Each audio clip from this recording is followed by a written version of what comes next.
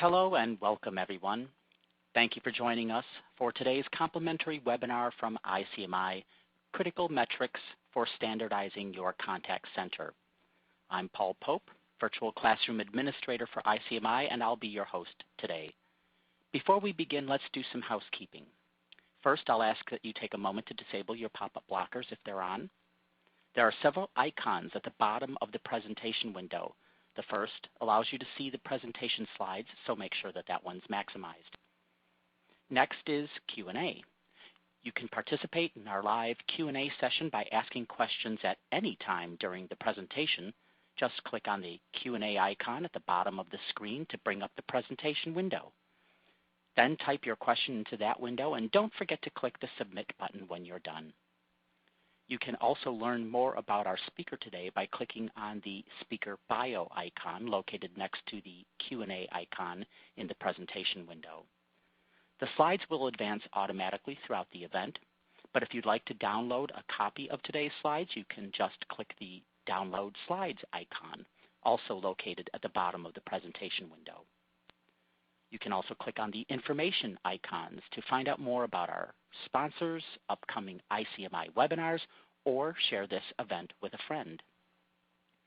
If you're experiencing any technical problems during the presentation, click the Help icon, the one with the question mark, and to access the Event Help Guide. All right, I think that covers everything. Now on to today's presentation.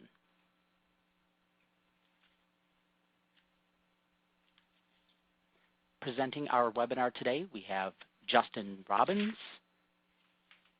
Training and Development Manager for ICMI. Justin has worn multiple hats in the contact center, from agent to supervisor to senior leadership, most recently as the Manager of Training and Guest Experiences at Hershey Entertainment and Resorts. At ICMI, he's responsible for developing training and professional certification content, global training partnerships, and training delivery programs. Justin's passions and relationship building, empowering leaders, and motivating others to provide legendary customer experiences. Welcome, Justin. Does data overload? Thank you, Paul. I'm glad to be here. Thank you. Does data overload prevent you or your contact center from having a clear focus on the most significant metrics? Would your team benefit from an understanding of the key performance indicators measured by today's leading contact centers, along with clarity into their purpose and the resulting streamlined reporting processes? Over the course of the next several minutes, you'll learn how you can acquire the skills and knowledge you need to prevent data overload and implement performance measures that will lead your contact center to success. Just as a reminder to our audience, we'll be taking questions at the end of the presentation, but you can submit them at any time. All right, Justin, you ready to begin? Absolutely, Paul. Great. Great. Thank you so much, and thank you, everybody, for joining us today. I'm really, really excited to talk about this particular subject because I think we can all admit that, when it comes to measuring things, we have a few things that we could be focusing on at the contact center, and that plate seems to stack up, and where do we spend our time and where do we focus, and hopefully by the end of the day we have some clarity and we can refine that list and really spend our time focusing on the metrics that matter the most. What we're going to do today is we're going to start with a reality check, and I'm going to tell you about a story that really just changed the way that I thought of our industry. And when you work in something for so long, you have this perception about it, and you like to shelter yourself from what reality is. And then let's look at reality and maybe change the way that we think about things. And as we change what we're perceiving to be our norm and our everyday, we're going to begin to shuffle through all the things that we measure and all the different things that we can hold ourselves accountable for, and really refine that to 7 things, 7 metrics that we're going to say you should put at the top of your list. And as you make your initiatives for the next few weeks and the next few months and the coming years, these are the things that you need to make sure you're spending your time focusing on and then adding to that list later.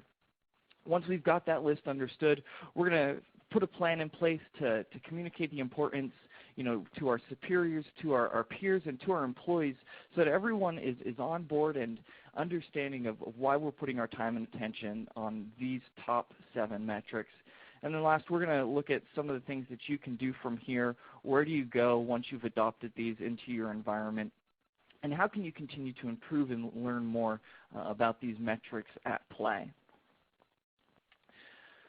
So to begin our story, I need to tell you about a trip that I took a couple weeks ago. And I left my office in Hershey, Pennsylvania, where, yes, the street light lamps are shaped like Hershey Kisses.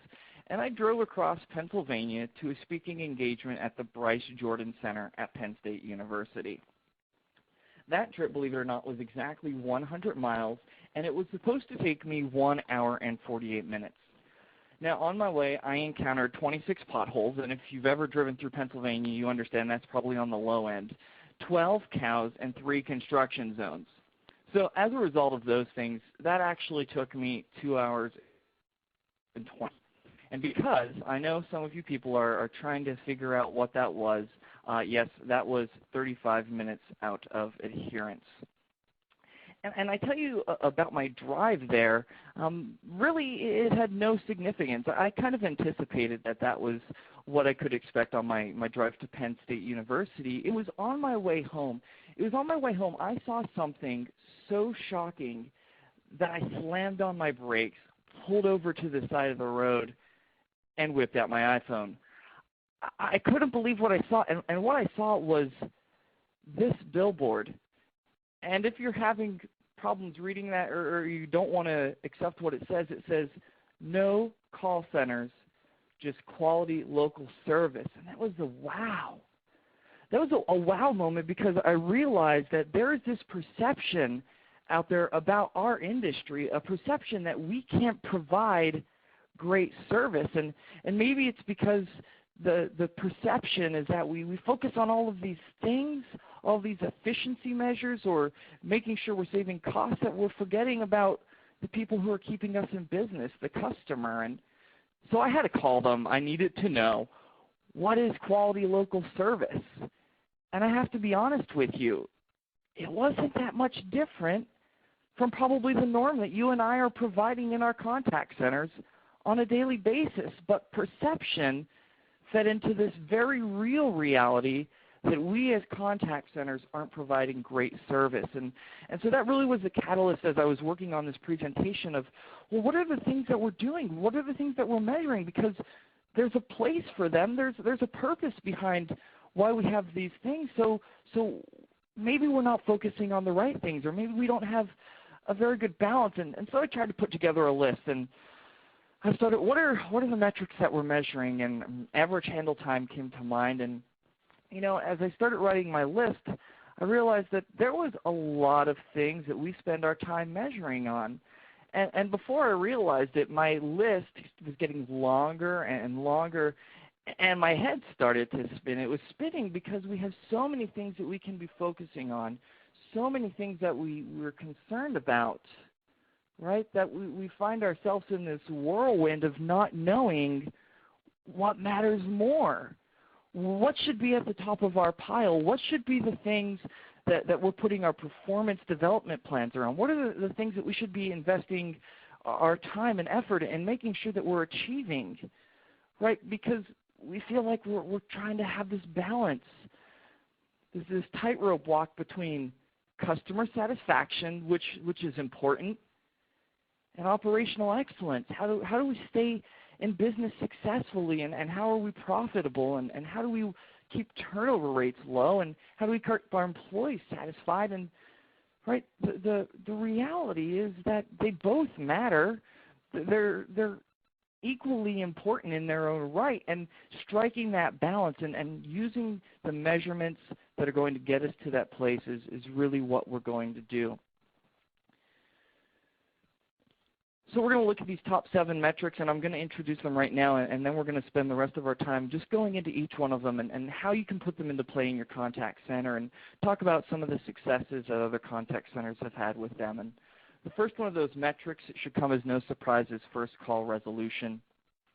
And first call resolution really has been shown with recent research that there is no single key performance indicator that has a bigger impact on customer satisfaction, and we're going to look at why that is.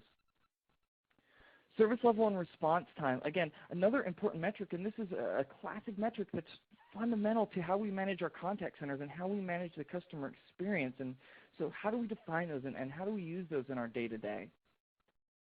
We'll look at adherence to schedule, and this is a metric that has always been important, but even more so has taken greater significance, right, as we as contact centers realize that we need to focus on what really matters and more importantly, what our agents can control. And this is a great metric that we can focus on that is really putting our agents accountable and in control of what their behaviors are doing. Our fourth is forecasting accuracy, and as we look into this, this is fundamentally us looking at what are we saying we expect to happen in our contact center and what is really happening on a daily basis, and how often do we measure that, and what do we do when we report it and act on it moving forward.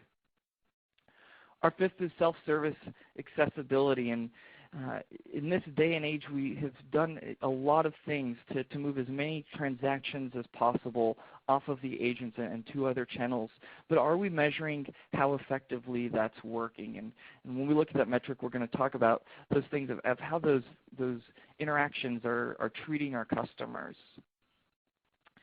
6, contact quality, which I'm sure many of you are thinking right now that you're measuring in one shape or form in your contact center. And we're going to look at some of the most effective ways to do that and what people are doing with that information. And lastly, customer satisfaction, which should truly come as no surprise that these are the people that are keeping our livelihoods alive. These are the people who are sustaining us on a daily basis. And how are we making sure that we're providing them what they want, what they need, and we're listening to their voice and using it to be proactive in how we change our business moving forward. So with first call resolution, as I had mentioned, this is really the key performance indicator that has such an impact on customer satisfaction. And research that was done by Service Quality Management did find that for every 1% improvement in first call resolution, there is a 1% improvement in customer satisfaction.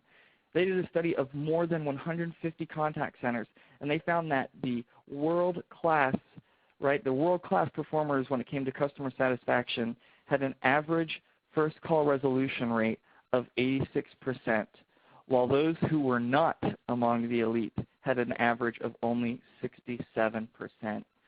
But on top of customer satisfaction, you're going to get a number of other great benefits, and the first of those being lower operating costs, because low first call resolution is going to breed a higher number of repeat callers. So if you're reducing that, if you're providing more calls that you're resolving in that first interaction, you're reducing the burden of callbacks. You're reducing that high volume of repeat callers you could be experiencing.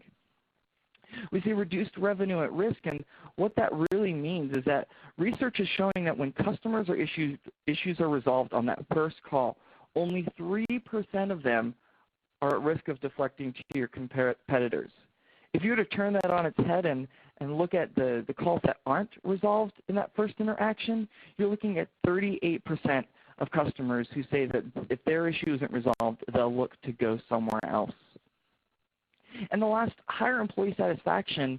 When I think of first call resolution and how it impacts employee satisfaction, think of the strain of these agents who are contending with frequent callbacks, and often those customers are what? They're frustrated. They're frustrated that their issue wasn't resolved, and that impacts the agent through their morale is going to be lower. They're going to provide, as a result, poor service. And then you're going to be facing high turnover rates, all as a result of customers who, if they would have had their issue resolved on that very first call, would be much more satisfied with that experience. The next of these I'd like to talk about is service level and response time. And essentially what happens here is service level is tying the resources you need to the results you want to achieve. And as I said earlier, it's as simple as saying, this is what we were projecting to have that day. This is what actually happened. This is what reality was versus our forecast. The first part of that is service level. And service level can be defined as X% of contacts answered in Y number of seconds. And an example of that is 80% of calls answered in 20 seconds, which is not an industry standard. And when you standardize these, you need to look at what's right for your environment. But the second of those is response time. And response time looks like 100% of contacts handled within a certain number of days, hours, minutes. And a great example of that is all customer email inquiries will be handled within 4 hours. And these metrics, they're telling us how well we are getting our customer contacts into the door and into the hands of our agents. Right? These are the clearest indication of what the customer experience is like when they're trying to reach us in our contact center. Now, the pitfall we fall into, and the thing we need to be cautious of when we're measuring these, is that it's not important how high that overall objective is for the day, and say that, well, we reached our service level, 90% of the day or 80% of the day. And what we really need to be looking at is those intervals throughout the entire course of the day, and see where we're hitting, because hitting our service level at 110%, 100%, in one interaction doesn't do justice the time that we were at 30% of our service level. And that's one of the reasons why it's extremely critical to be looking at the interval. And I would recommend, maybe you start at 30 minutes and you look at every 30-minute interval and really look how you're performing at that level as you try to identify where you need to be staffing better, or maybe where your forecast was off, so that you're planning and preparing accordingly moving forward. Our next metric, which is adherence to schedule. And this metric, what it is, it's the measurement of how much time during our agent shifts that they're logged in and handling the contacts, or at least available to do so. And when we look at what most contact centers are doing when they set this objective, it's often being in the 85 to 90% range. And so what that really means is, out of every hour, agents are expected to be available to handle contacts about 54 minutes. Now, how do you get to this metric? This is comprised of the time that the agents are spent interacting with the customers, as well as their after-call work or making outbound calls, or their time that they're on idle waiting for calls to arrive. Time that they take for lunch, breaks, training should not and is not counted as time into handling contacts. Therefore, it should not be factored into their adherence to schedule objectives.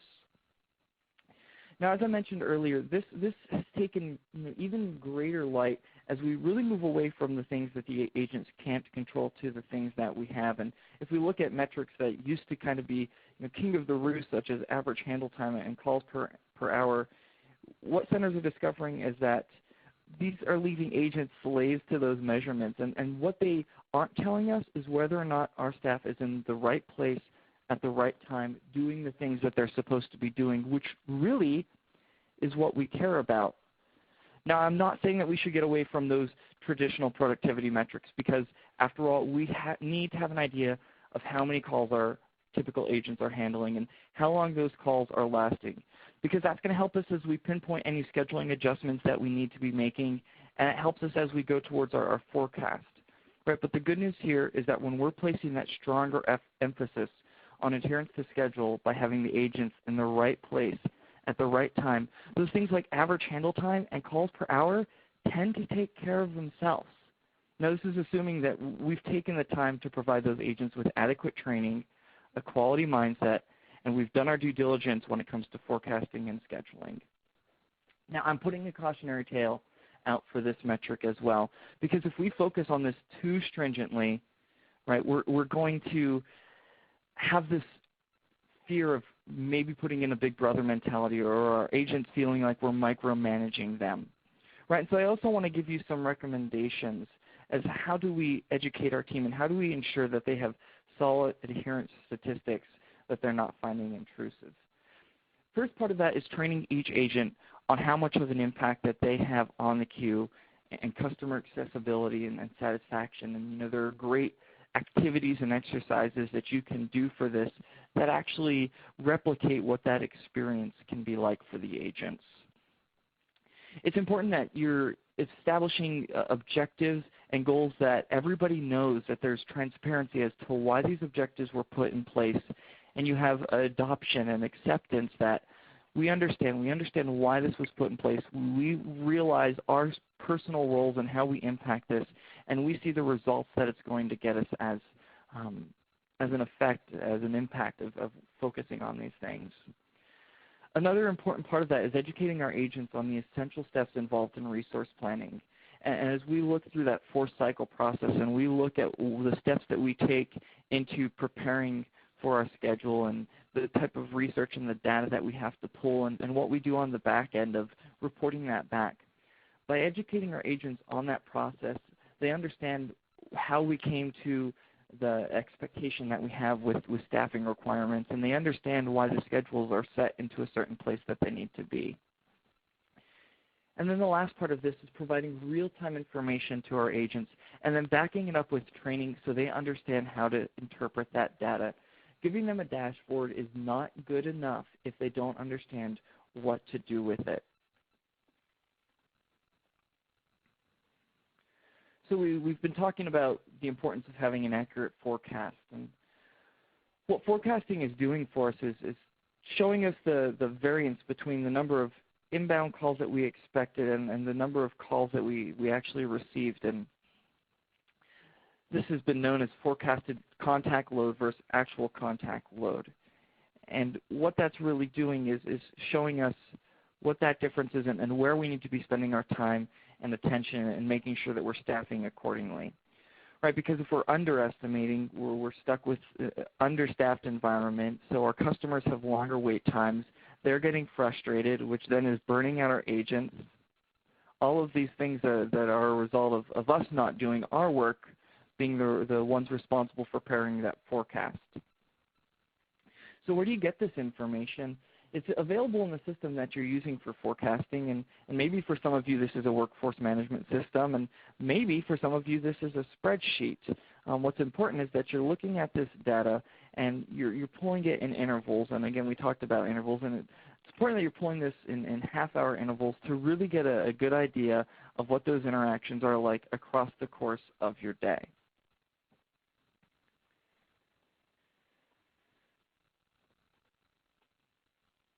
Our next metric is self-service accessibility, and I said earlier that we have really been trying to move as many things, especially these basic transactions, away from our agents.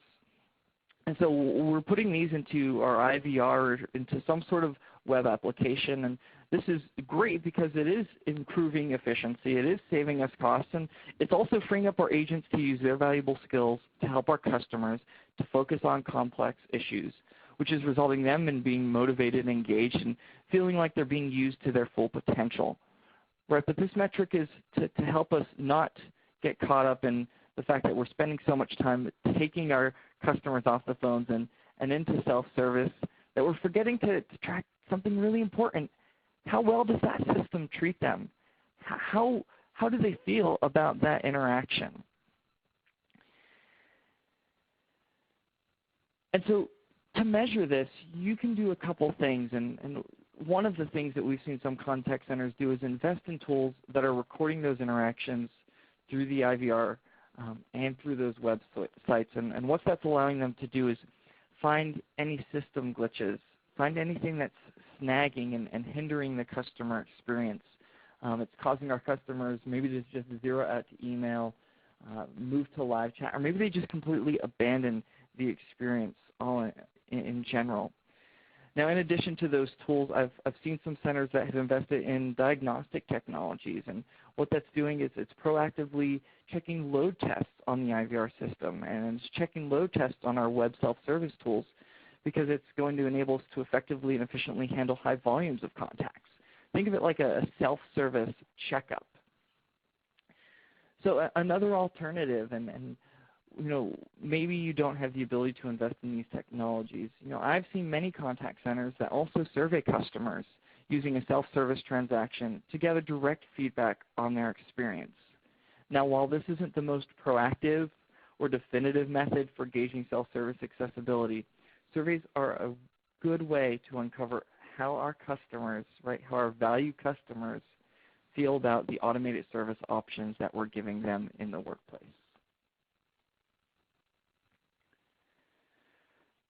Our sixth metric is contact quality. And this is a very common metric. It's also extremely critical, and not just in all contact centers, but regardless of industry, function, or size, right? Contact centers are measuring this, and the top performing contact centers are going beyond the individual agent level, and they're using this as a high-level, center-wide metric. Now, we're probably thinking of a lot of the typical ways that we can monitor this, using quality assurance specialists or supervisors that are using some sort of comprehensive evaluation form, and it's probably listed key criteria that your center feels contribute to the quality interaction from the customer's perspective, right? This is really that customer piece, and maybe we've got some compliance things that we fit into this.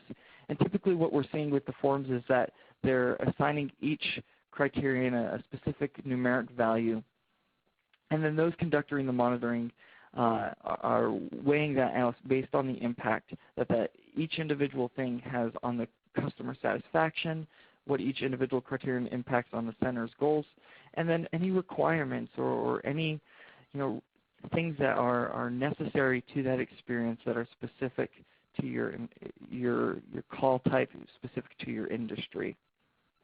Some of the common quality criteria that we're seeing being used include appropriate use of greetings or other call scripts, courtesy and professionalism. These can be used to capture key customer data. Maybe we're making sure that our agents are providing correct and relevant information. Depending on what we know about that interaction and what we can pull from the call, this could be one of the places that we're measuring for first call resolution and checking to make sure that that's happening, or we're providing the accurate information that would prevent that customer from calling back. We can also use this and even empowering ourselves further with tools like analytics. We can make sure there's accuracy in data entry or how we're coding those calls if that's necessary. For email and chat agents, perhaps we're focusing on their grammar and spelling as they're using those written communications. And while monitoring reporting is by far the most common method, right, you can also get some of these quality measurements from ACD call coding. You can use reports that you're generating through your customer information systems. Right, this is really taking that component and tying a lot of these pieces together, and when you get the agent on the call, right, what they're spending a majority of their time doing on that call, in that call, what is that interaction like, and what are all the components that we want to be focusing on in that call, and how is that experience, and how do we move forward with that. And another cautionary tale I always mention when I talk about contact quality is to make sure that your team has put together an effective calibration plan to make sure that you're fairly assessing your agent's performance, and that everyone has a comprehensive understanding of each of the components, because it is important to make sure that the agents understand why we're measuring them on the things that we are, and why these different criterion are into the quality checklist or assessments. But it's also critical to have the people performing these assessments, whether it's the quality analysts or the supervisors. It's important that they have an understanding of why these individual criteria are in place and how they impact that experience.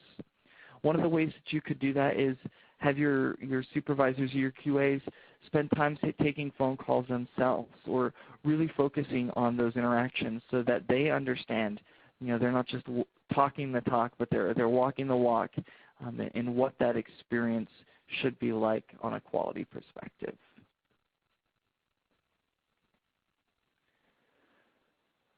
When I looked at this last metric, which a lot of us are probably thinking, when we talk about metrics, what matters, customer satisfaction is probably one of them, and I would definitely agree that customer satisfaction is probably one of the most critical metrics for any contact center. And I was looking through data and trying to understand what customer satisfaction really has an impact on, and some of these quotes really just blew my mind, and finding that it takes 12 positive customer experiences to make up for one negative one. And even in a better economy, 60% of consumers will pay more for a better experience. 81% of companies that deliver customer experience excellence are outperforming their competitors. Another is 86% of consumers quit doing business with a company because of a bad customer experience. And one quote that resonates with me the most is attracting a new customer costs 5 times as much as keeping the ones that we've had. Right? These studies, what they're showing us, and I think common sense would support this, is that there's a critical and direct correlation between customer satisfaction, customer loyalty, corporate revenues, and employee morale and performance. But the thing is, we as companies, right, we're all aware of the importance of securing high customer satisfaction, and we all claim to have a strong focus on customer-centric practices. But not all of us go the way of measuring customer experience in the most precise and most consistent ways, and nor do we all have an effective process in place to make sure that we're analyzing and acting on those findings accordingly. And while there's no standard method for calculating customer satisfaction, there are definitely common practices and processes that have enabled leading centers not only to make key improvements on the customer experience, but it also allows them to keep tabs on how much the customer dislikes them and likes them, and get an understanding of where is that customer at and how likely are they to take their business elsewhere. And customer satisfaction measurement, it's gone beyond mail surveys, right? And I'm talking mails and postal surveys right now through email, phone interviews. There are many ways for us to get that customer's interaction recorded and find out what transpired. A big trend now is to survey callers immediately after the interaction when it's fresh on their mind and before the problem has an opportunity to escalate.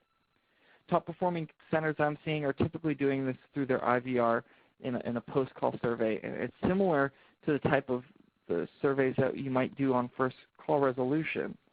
And what's happening during that time is customers are asked a series of questions about the interaction with the agent, their feelings about the organization, and their plans to continue doing business with the company.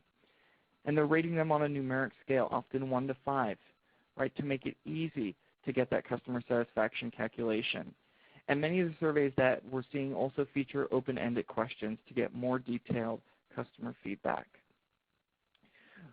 Through technology, we're at a great advantage that today's advanced IVR survey apps, they can be programmed to recognize when a customer gives an abnormally low rating, and then you can send it to an alert to the center manager or to the quality assurance team or to a supervisor to make sure that they're able to react to that situation and they're able to try to turn that situation around, right? You can have that manager quickly call the customer and repair the damage and hopefully restore their trust and loyalty.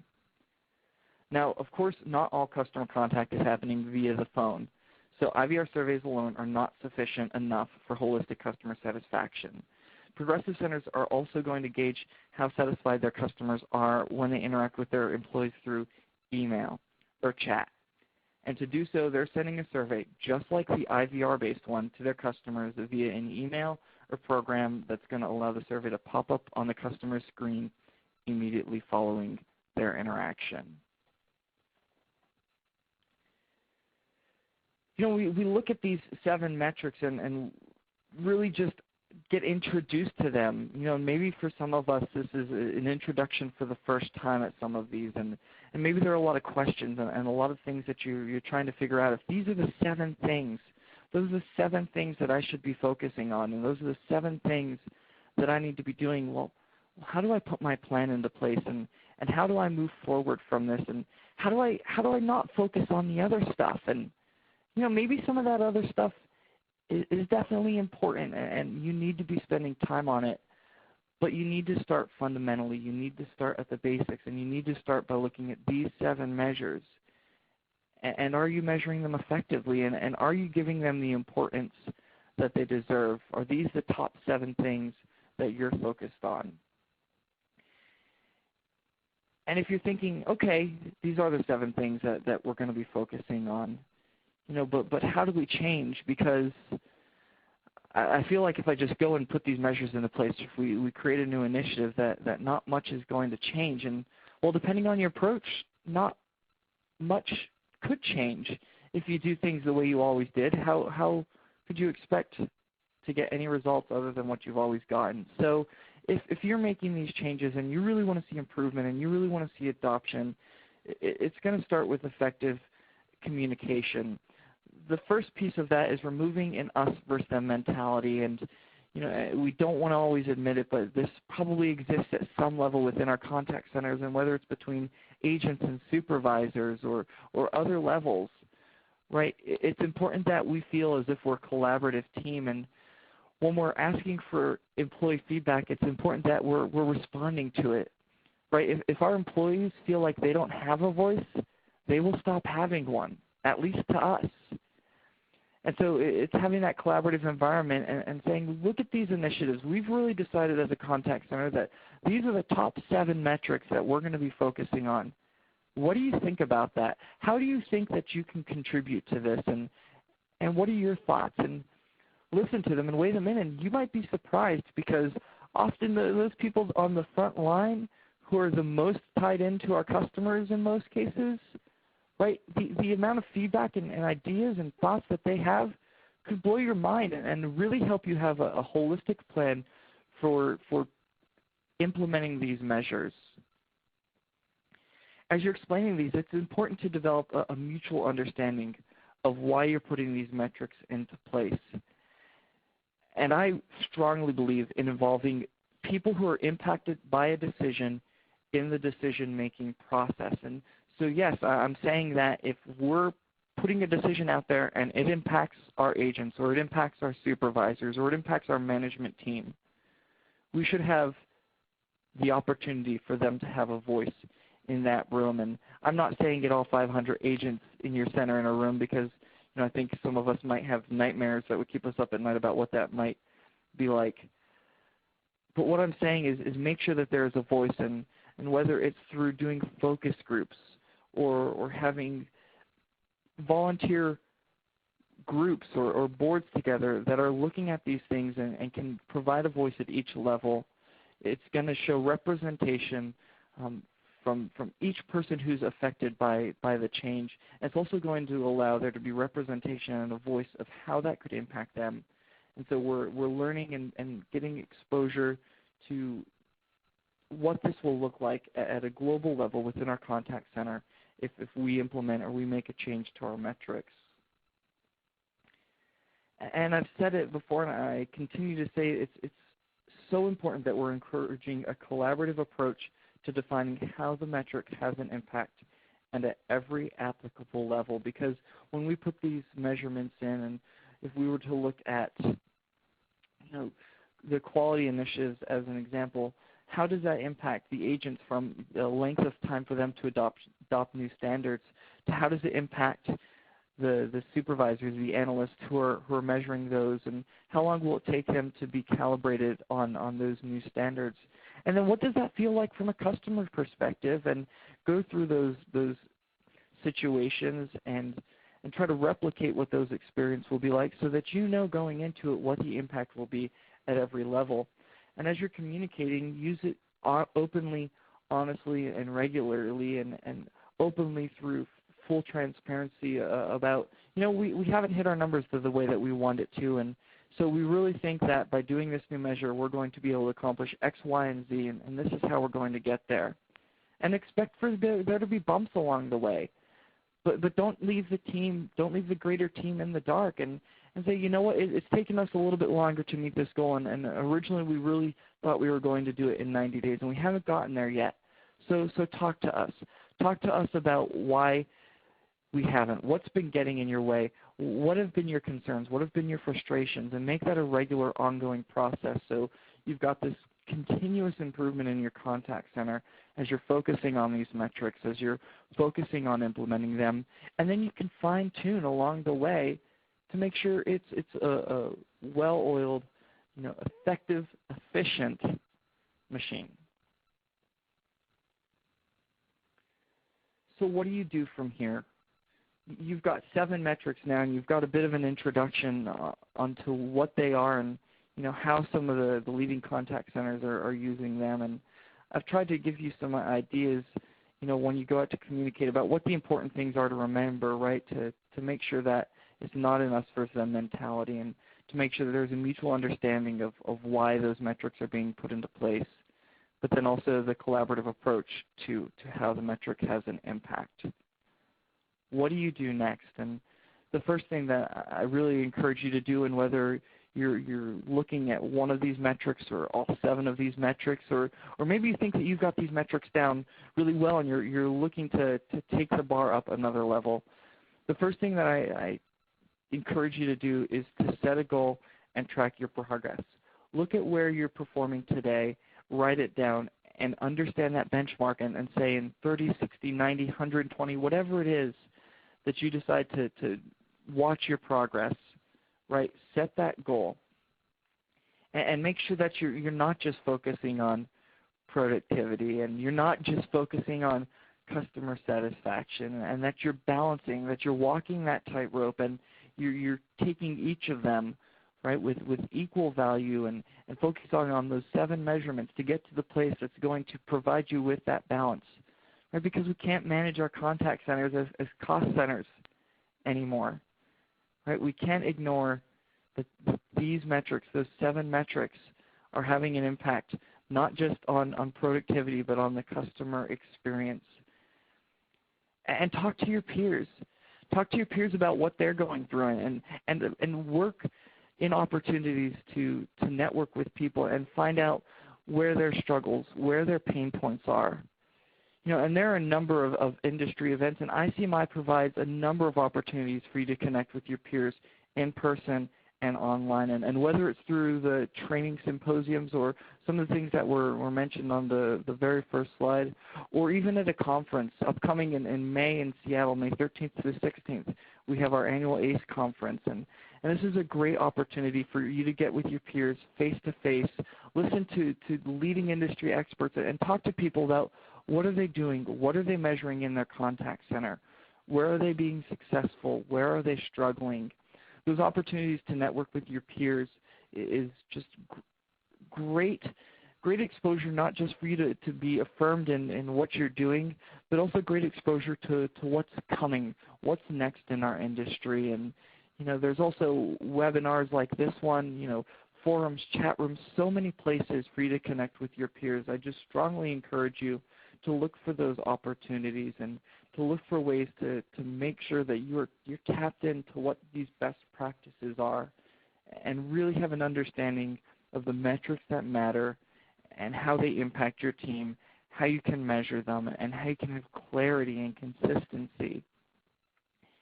And the last step that I would say to put into consideration is professional certification. And this is really taking all of your experience, all of the things that you've worked for, that you've accomplished, and it's putting something tangible behind that. And we're launching next month. Professional certification is going completely online through something called Certification Central. And what this is doing is it's taking the same value, the same in-depth content that we had in our current professional certification program, but now that it's online, you can access it 24/7. You're learning at the pace you want during the times you want, right? We're all busy people, and this is just a great tool that's going to allow you to do something at your pace, to work towards something that will really have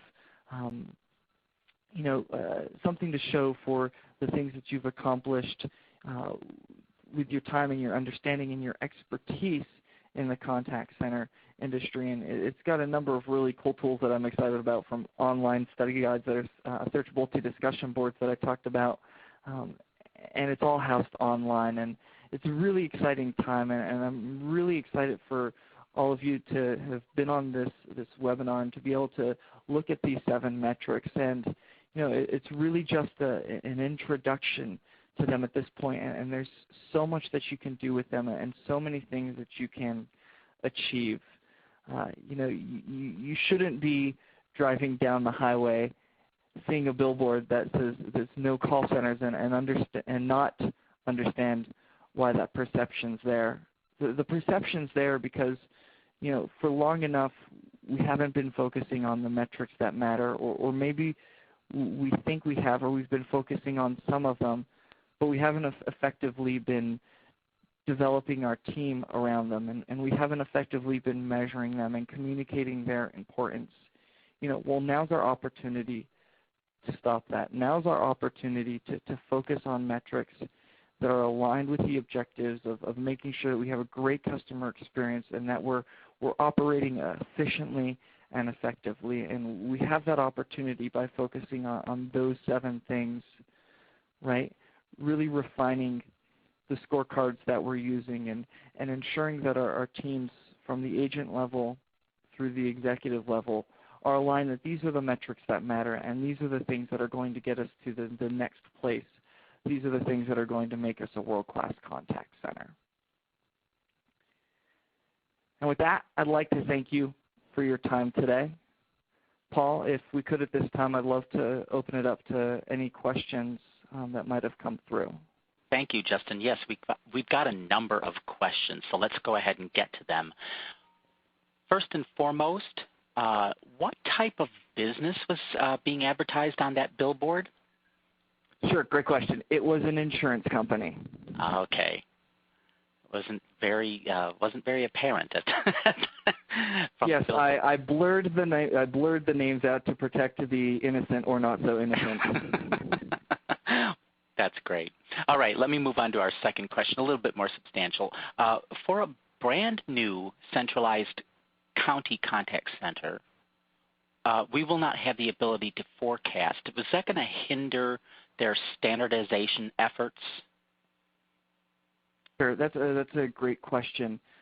So, when you're looking at starting from essentially scratch and trying to anticipate what's going to happen, I guess I would maybe go back and first wonder is the contact center, completely new handling types of interactions that you've never had before, or have you now moved to something that might have been, a face-to-face window type of correspondence, and maybe a physical office was closed and now you're moving it to a contact center. Depending on what the type of environment is, I was first look to see if there's any similar type data that you can get some sort of pulse or some sort of forecast off of. Because if there is, then you can actually use that for, again, I use the example of a walk-up window. If you used to get X customers in the day to the physical environment, what types of things were they doing? You can put together some basic estimations that will benchmark you. For your first year to some of that, you are going to be collecting data, and you can use similar operations. Again, that's a great opportunity to connect with some peers who might have done similar things. But I think it's going to be twofold depending on what type of environment that you're really walking into. Is it completely new, as in these are new customers, new interactions, this has never happened before, or is this something that happened in a different shape or form before it was a contact center? Great. Thank you. Let's move on to our next question. First, as I'm sure you know, first contact resolution can be really tricky to measure. So what's a better way to measure first contact resolution? Would you use sample or total contact? Yeah, great question. So, I would say the centers that I've seen have the most comprehensive assessment of FCR right now are doing it a couple different ways. Because one of the catches to first call resolution is if we're relying completely on the customer right now, they might think that their issue is resolved when in reality the agent gave them completely inaccurate information. So the customer might have rated us as first call resolution, yes, that happened, and in reality it didn't. So I actually recommend that you're blending a couple different things. You might look at, for example, from a quality assurance perspective, I mentioned checking for first call resolution in there.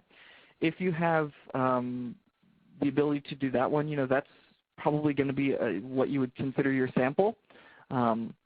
You've got, you're only measuring so many calls and So you're just checking in those calls. Did the agent do X, that we recognize achieves first call resolution, and whatever you would define that as. If you have the ability to, using whether it's your IVR or using call tracking data, I have seen people do total contact, within 14 days. Or, yeah, again, you're going to have to kind of set your threshold as what the length of time that would be realistic for a first call resolution. I mean, I've seen some people that look for a number to call back anytime within 90 days. And, I think there's some pros and cons if you're that far out. Again, depending on your type of business, but I would honestly recommend a blend of both looking at a statistical sample of some interactions, but then also if you have the ability, for example, of tracking, call number and maybe add some other identifiers like if there's a case type or some sort of transaction code to see if they were referring to the same incident. And through automation, you could do that 100% of contacts. Great. Thank you very much for your help with that. I guess the next question is, well, how can this professional certification help me standardize my center? Yeah, no, that's an excellent question. So what professional certification is doing is it's really a college level, essentially, course in that it's an in-depth, comprehensive experience that's really exposing you to the metrics that we talked about in a lot of ways. You're going to learn fundamentals of why the metric was established and some of the best practices of how it's being used.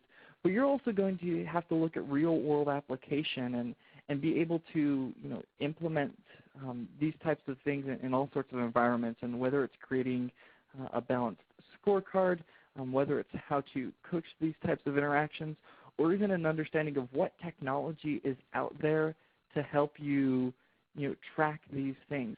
Professional certification is really end-to-end going to make you an effective contact center leader in that you're going to have, the exposure, the understanding, and you'll be tested on, do you understand why these things are in place, how we can use them, how they impact the operation.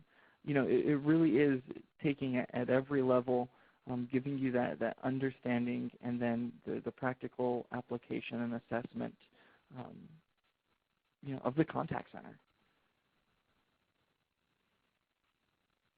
Next question. Aside from after-call surveys, IVR surveys, and email surveys, what other ways can we gauge our customers' experience?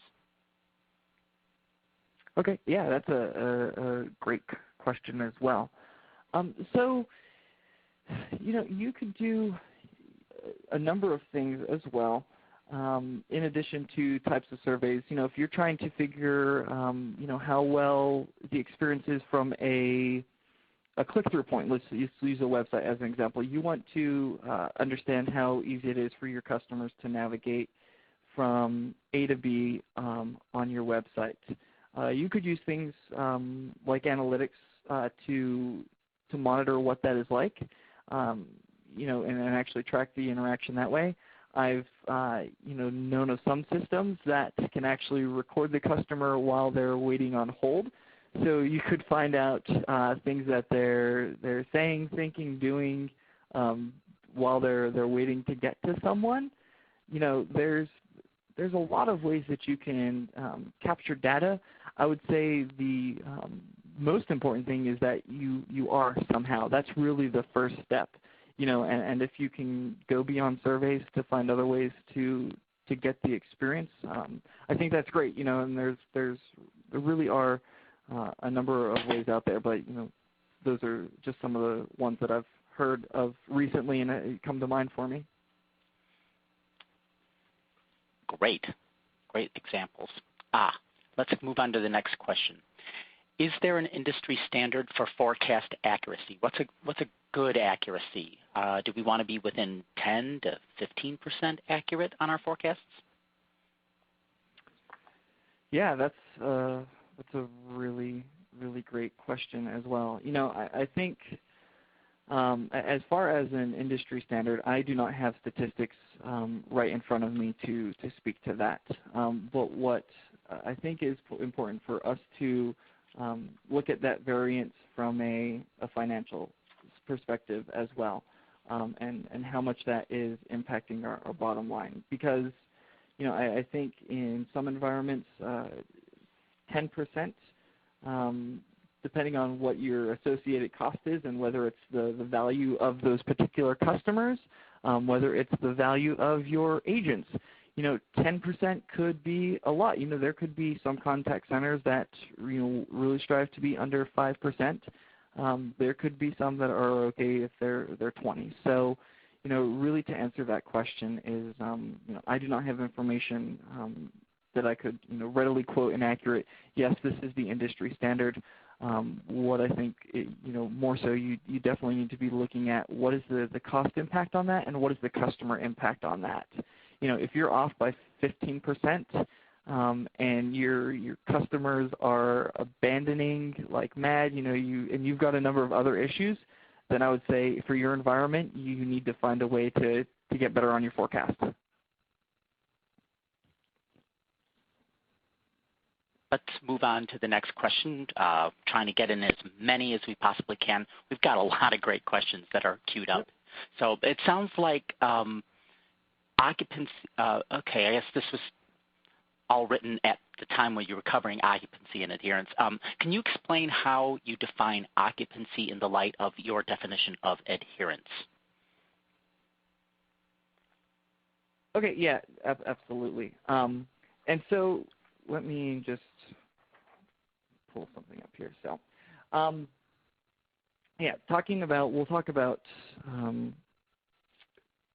adherence first and then forecasting accuracy. So adherence is really looking to your agents in particular interactions.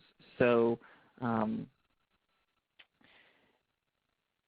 for example, we use the service level example of like 54 minutes in an hour. And an agent is expected to be available 54 minutes out of every hour for adherence. But then when we look at, and I just want to look at the question again. So then when we look at I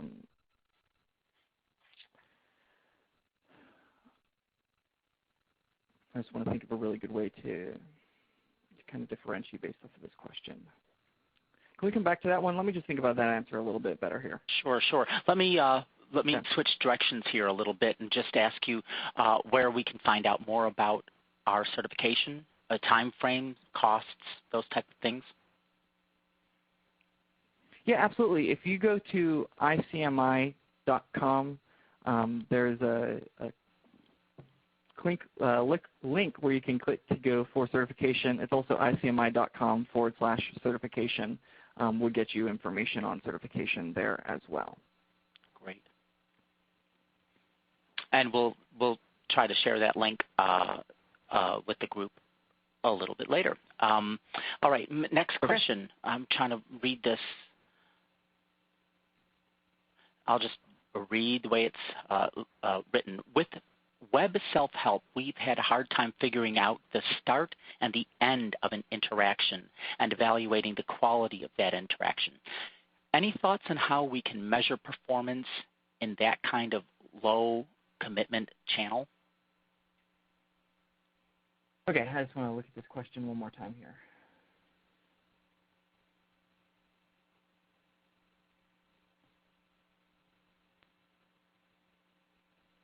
Okay, so I might want to ask some more qualifying questions for this one. But so what it sounds like is happening that when customers have the opportunity to do that, they're perhaps abandoning the chat, and we're trying to look at something that we can effectively cut off and say that this was resolved. Is that really kind of the type of thing that they're looking for? I'm just trying to maybe get a gauge on what they're currently measuring right now and what they're using to identify what their start and their end time looks like. to just provide value on what Right. they can do otherwise. Well, maybe that's the kind of question that we can circle back around and handle privately by email. So what I was going to suggest is that I put up your contact information, and maybe we can follow up with that question later on. We've pretty much run out of time for all of the questions that we've got today. If we didn't get to your question, don't worry. We'll answer all the questions that were in queue and make those answers available. This concludes our program today. Shortly following today's live webcast, you'll be able to access this presentation on demand. Meanwhile, we've posted some contact information up on the screen here for your questions related to this presentation or its content. Contact Justin Robbins. If you'd like to find out more about the professional training and certification program that ICMI offers, contact Todd Picciuillo, ICMI's sales director. You can also visit icmi.com/ICMI certification for more additional details. This webcast is copyright 2013 by ICMI. The presentation materials are owned by ICMI, which is solely responsible for its content, and the individual speakers are solely responsible for their content and their opinions. Thanks for attending, everyone. That's all she wrote. Quite literally, that's all that's on my script. Thanks, everyone.